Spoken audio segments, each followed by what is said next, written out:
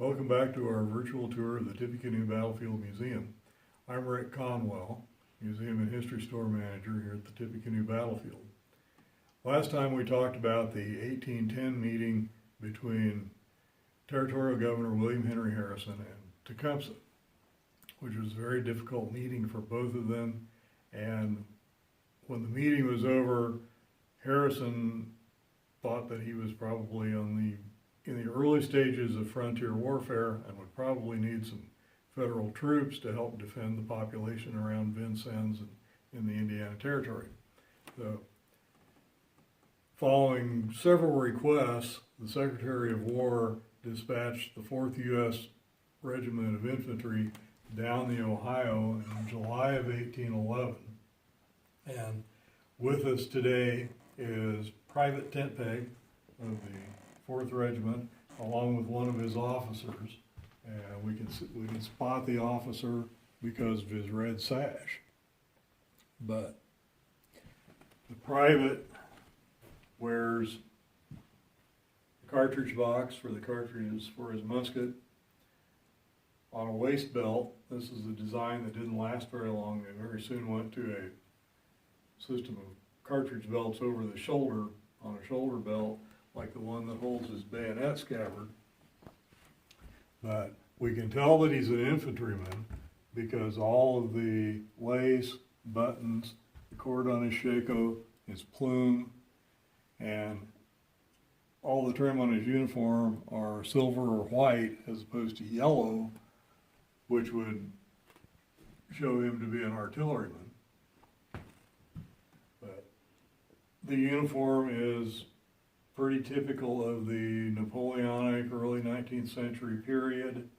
It's fancier than uniforms later on in the War of 1812 because they had to, in order to produce lots of uniforms on a wartime footing, a lot of this lace and trim and so forth got eliminated. The 4th Regiment was also probably the first unit in the U.S. Army to wear the shakos, or what are sometimes called bucket caps, because prior to that they left on this expedition wearing what were at the time called round hats, later were called top hats. But on the way, Colonel Boyd, who was their commander, had his men modify their round hats into this tall cap with just a baseball style bill.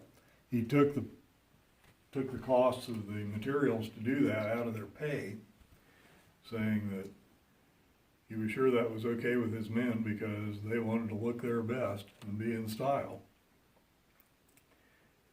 So they left on the expedition wearing round hats. They got here wearing shakos.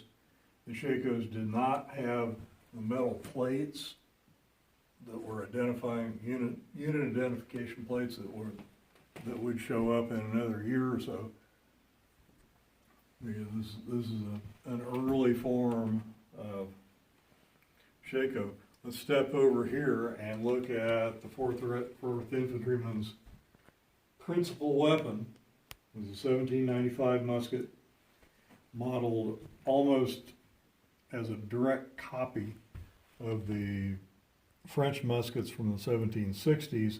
It's the first musket produced by the United States government. Ours was built at the Springfield Armory in 1810 and has its year of manufacture stamped on the tail of the lock. It is smooth bore, 69 caliber or 16 gauge. Weighs probably just shy of 10 pounds. We have its bayonet and some example paper cartridges. Shooting a round ball, this musket would have fired a lead ball that weighs an ounce, or 16 to the pound, as they like to say. But the 4th Regiment landed in Vincennes in September of 1811 and started almost immediately on on the trip to Prophetstown.